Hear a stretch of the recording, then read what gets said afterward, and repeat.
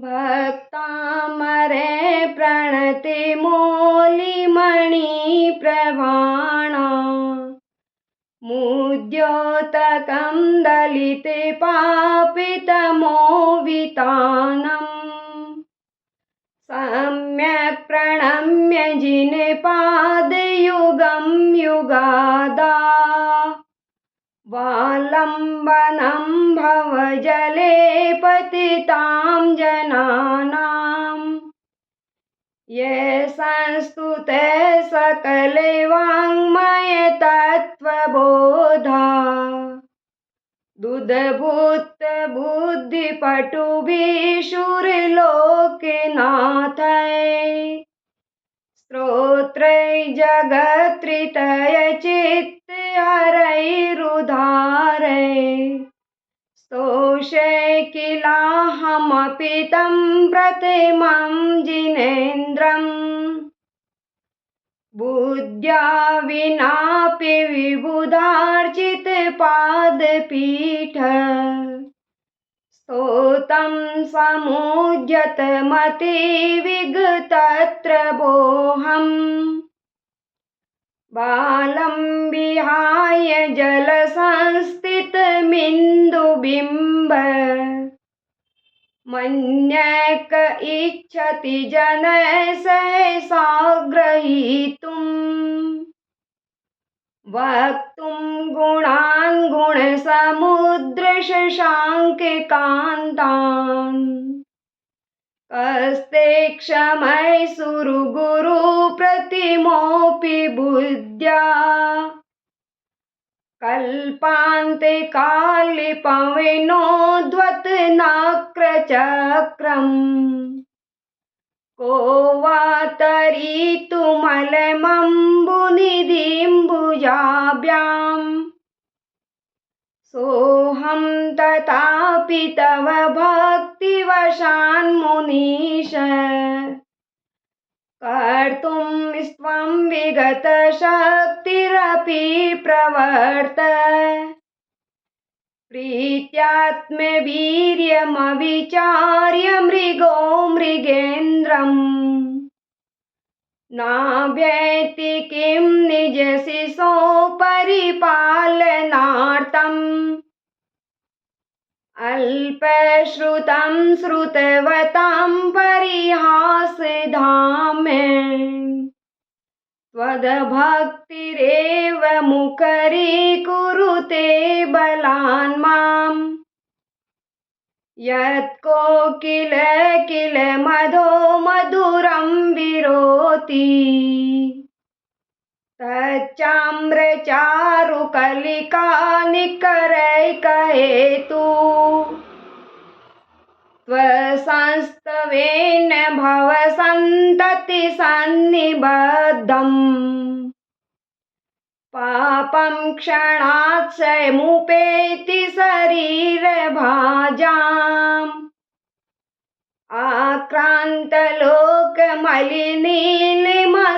आक्रान्तलोकमलिनीलिमशेषमासु सूर्यांशु भिन्नमिव सार्वमन्धकारम् मत्वेति नाथ तव संस्थवनं मयेध मारभ्यते तनुधियापि तव प्रभावात् चेतो हरिक्षति सतां नलिनीन्दलेषु मुक्ता फलद्युतिमुपेति ननोदबिन्दु आस्तां तव स्त्वन्मस्ते समस्तदोषम् त्वत्सङ्कतापि जगतां दुरितानि हन्ति दूरे सहस्रकिरणे कुरुते प्रभैव पद्माकरेषु जलजानि विकासे भाञ्जी ज्ञातद्भुतं भुवनभूषण भूतनाथ भूर्ते गुणैर्भुवि भवन्तमभिष्टुवन्त तुल्या भवन्ति भवितो ननु तेन किं वा भूत्याश्रितं यह्यनात्मसमं करोति दृष्ट्वा भवन्तमनिमेष विलोकनीयम् नान्यत्र तोषमुपयाति जनक्षचक्षु पीत्वा पयसशिखरद्युतिदुग्धसिन्धो क्षारं जलं जलनिधेरसितुकैच्छैत् यैशान्तिरागरुचिभिः परमाणुभिस्त्वम् निर्मापितस्त्रिभुवने किल लाम्यभूत तावन्ते एव खलु ते प्रणवयौ पृथिव्याम् यत्ते समानमपरं नहि रूपमस्ति वक्त्रं क्व ते सुरनरोरिगनेत्रिहारी निशेष निर्जित जगत्त्रयतोऽपि मानम् बिम्बं कलङ्कमलिनं क्व निशाकरस्य यद्वासरे भवति पाण्डुपलाशकल्पम् सम्पूर्णमण्डलशशाङ्ककलाकलापे शुभ्रगुणास्त्रिभुवनं तव लङ्घयन्ति ये संस्थितास्त्रिजगदीश्वरिनाथमेकम् कस्तान् निवारयति सञ्चरतो यथेष्टम् चित्रं किमत्र यदि ते दृढसाङ्गनाभिर्नीतं मनागपि मनो न विकार्यमार्गम् कल्पान्ते मरुताचलिताचलेन किं मन्दरादिशिखरं चलितं कदाचित् निधूर्मरपरवर्जित तैलपूर कृष्णं जगत्त्रयमिदं प्रकटीकरोषि गम्योऽन्य जातुमरुताचलिताचलानां दीपोपरस्त्वमसि नाथ जगत्प्रकाश नास्तं कदाचिदुपयासि निराहुगम्य स्पष्टीकरोषि सहसा युगपज्जगन्ति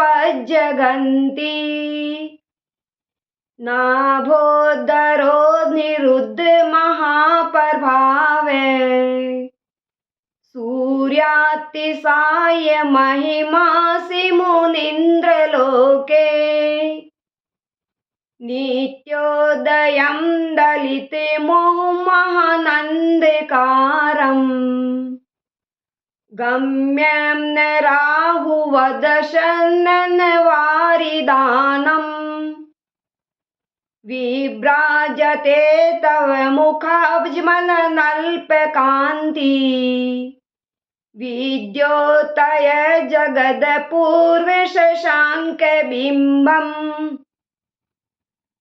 किं सर्वरीषु शशिना हि विवस्वता वा युष्मन्मुखेन्दुदलितेषु तमस्सु नाथ निष्पन्नशालिवनशालिन जीवलोकै कार्यं कियज्जलधरे जलिभारि नम्रे ज्ञानं यथा त्वैव विभाति कृतावकाशम् नेवं तथा हरिहरादिषु नायकेषु तेजस्फुन्मणिषु याति यथा महत्त्वम् नेवं तु काचित् सकले किरणाकुलेऽपि मन्ये वरं हरिहरादय एव द्रष्टा द्रष्टेषु येषु हृदयं त्वयि तोषमेति किं वीक्षितेन भविता भुवि येन नान्यत् कश्चिन्मनोहरति नाति भवान्तरेऽपि स्त्रीणां शतानि शतशो जनयन्ति पुत्रान् नान्यासुतं तव दूपं जननी प्रसूता सर्वादिशो ददति वाणि सहस्ररश्मिम् प्राचेव दिग्गजनयति स्फुरदंशु जालाम् त्वामामनन्ति मुनयः परिमं पुमांस मादित्यवर्णममलं तमसः परस्तात् त्वामेव सम्यगुपलभ्य जयन्ति मृत्युम् नान्यः शिव शिवपदस्य मुनीन्द्रपन्था त्वामावयं विभुमचिन्त्यं सङ्ख्यमाद्यम् ब्रह्माण्डमीश्वरमनन्तमनङ्गकेतुम् योगीश्वरं विदितयोगिमनेकमेकम् ज्ञानस्वरूपममलं प्रवदन्ति सन्तः बुधस्त्वमेव विबुधार्चितबुद्धिबोधात् त्वं शङ्करोऽसि भुवनत्रयशङ्करत्वात् दातासि धीरशिवमार्गविधेर्विधानात् व्यक्तं त्वमेव भगवन् पुरुषोत्तमोऽसि तुभ्यं नमस्त्रिभुवनातिहराय नाथये तुभ्यं नमः क्षितितलामलभूषणाय तुभ्यं नमस्त्रिजगते परमेश्वराय तुभ्यं नमो जिनभवोदधिशोषणाय को विस्मयोऽत्र यदि नामे गुणैरसैष त्वं संश्रितो निर्वकाशतया मुनीश दोषरूपात् विविधाश्रयजात गर्वे स्वप्नापरेऽपि न कदाचिदपेक्षितोऽपि उचेरशोकतरुसंसृतमुन्मयूख मा भाति रूपममलं भवितो नितान्तम् स्पष्टोलसत्किरणमस्ततमोवितानम् बिम्बं रवेरिव पयोधरि पार्श्ववर्ती सिंहासने मणिमयूखशिखा विचित्रे विभ्राजते तव वपुः कनिकाविदातम् बिम्बं व्यद्विलसन्दसुल्तावितानम् तुङ्गोदयाद्रिशिरसीव सहस्ररश्मे कुन्दाविदात् चलिचामरचारुशोभम् विभ्राजते तव वपुकलिधोतिकान्तम्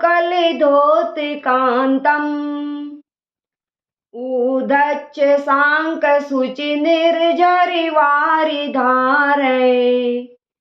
मुचे स्तटं सुरगिरेरिव शान्तिकोभम् छत्रत्रयं तव विभाति शशाङ्ककान्तये मुचे स्थगितभानुकरे प्रतापम् मुक्ताफले प्रकरजालविवृद्धशोभम् प्रख्यापय त्रिजगते परमेश्वरे त्वम् गम्भीरताररवपूरितदिग्विभागस्त्रैलोक्यलोकशुभसङ्गमभूतिदक्ष सधर्मराज जय घोषण घोषकसन्न खेदुन्दभिध्वरनतीते यशस्प्रवादी मंदार सुंदर नपेरु सुपारिजाते संतान कादि कुसुमोक्तर वृष्टिरुद्धा गंधोन बिंदु शुभ मंद मरुत् प्रपाता दिव्या दिव पतति तेवच साम्ततिर्वा शुम्भत्प्रभावलय भूरि विभाविभोस्ते लोकत्रय द्युतिमतां द्युतिमाक्षिपन्ति प्रोजद्दिवाकर निरन्तर भूरि संख्या दीप्त्या जयप्ति निशामपि सौम्य सौम्याम् स्वर्गापवर्गगम मार्ग विमार्ग नेष्ट सधर्म तत्व कथनेक पटु स्त्रीलोक्या दिव्य ध्वनिर्भवति ते विषदार्थ सर्वे भाषा स्वभाव परिणामि गुणै प्रयोजे निद्रहेम नव पंकज पुंज कांति प्रयुल्लसन्नक मयूख शिखाभिरामो पादोपदानि तव यत्र जिनेन्द्र दत्त पद्मानि तत्र विबुधा परिकल्पयन्ति इत्थं यथा तव विभूतिर्भुजिनेन्द्र धर्मोपदेश न विदो न तथा परस्य यादप्रभादिन कृता प्रतिनान्दिकारा तादुकुतो ग्रहणगणस्य विकासिनोऽपि चोतन्मदाविलविलोलकपोलमूल मत्त भ्रमद्भ्रमरनाद विवृद्धकोपम् एरावताभमिभमुद्महापतन्तम् दृष्ट्वा भयं भवति नो भवेदाश्रितानाम् भीनेम्बकुम्भगलदुज्ज्वलक्षोणितात् मुक्ताफले प्रकरभूषितभूमिभाग बद्धक्रमक्रमगतं हरिणाधिपोऽपि नाक्रामति क्रमयुगाचल संसृतं ते कल्पान्तिकालिपविनोद्वत् वैनिकल्पम् दावानलं ज्वलितमुज्ज्वलमुत्स्फुलिङ्गम् विश्वं जिगीत्सुमिव सम्मुखमहापतन्तम् त्वन्नामकीर्तनजलं समयत्तशेषम् रक्ते क्षणं समदकोकिलकण्ठनीलम् क्रोग्धोदतं फणिनमुत्फणिमापतन्तम् आक्रामति क्रमयुगेन निरस्तशङ्क त्वन्नाम्नागदमनिहृदयस्य पुंस वल्गतुरङ्गगजगर्जितभीमनादै माजो बलं बलवतामपि भूपतीनाम् उद्यद्दिवाकरमयूखशिखापविधम् त्वत्कीर्तनात्म इव सुभिधामुपेति कुन्ताग्रवीण गजशोणितवारिवाहा वेगावतारतरणातुरयोद्धभिम्मे युद्धे जयं विजितदुर्जय जेयपक्षा त्वत्पादपङ्कजवनाश्रणयो लभन्ते अम्भोनिधो सुभितभीषणनक्रचक्र पाटीनपीठभयदोल्वणवाडवाग्नो रङ्गतरङ्गशिखिरैस्थितयानि पात्रा त्रास्तं विहाय भवतः स्मराम्रजन्ति उद्भूषभीषणजलोधरिभारभुग्ना शोचां दशामुपगताश्च तु जीवितासा त्वत्पादपङ्कजरजो मृतदिग्धदेहा मर्त्या भवन्ति मकरध्वजतुल्यरूपा आपादकण्ठमरुशृङ्खलवेष्टिताङ्गा गाढं रहन्निगडकोटिनिग्रष्टजङ्गा स्वनाममन्त्रमनिशं मनुजाय स्मरन्त सद्य स्वयं विगतबन्धभयाद्भवन्ति मत्तद्विपेन्द्रमृगजाजिदवानलाहि सङ्ग्राम्यवारिधिमहोन्दरबन्धनोतं तस्यासु नाशमुपयाति भयं भियेव यस्तावकं स्तवमिमं मतिमानधीते स्तोत्रस्यं तव जिनेन्द्रगुणैर्निबद्धं भक्त्या मया रुचिरवर्णविचित्रपुष्पां धत्ते जनो यह्यकण्ठे गतामजस्रम् तं मानतुङ्गमविशासमुपेति लक्ष्मी तं मानतुङ्गमविशासमुपेति लक्ष्मी। जय जिनेन्द्र। प्लीज़ चैनल को सब्सक्राइब कीजिए।